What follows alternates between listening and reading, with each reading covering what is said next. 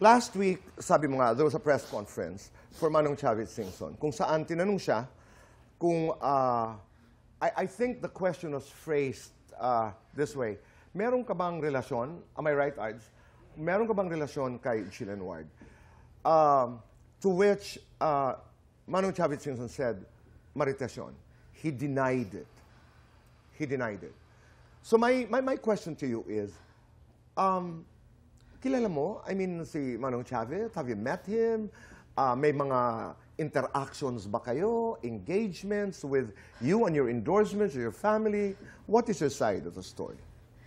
Tito Boy, ito na po yung first and last time na speak about this. Pero never ko po siya nakilala, never ko po siya na-meet, never ko siya nakausap, never po kami nagkita.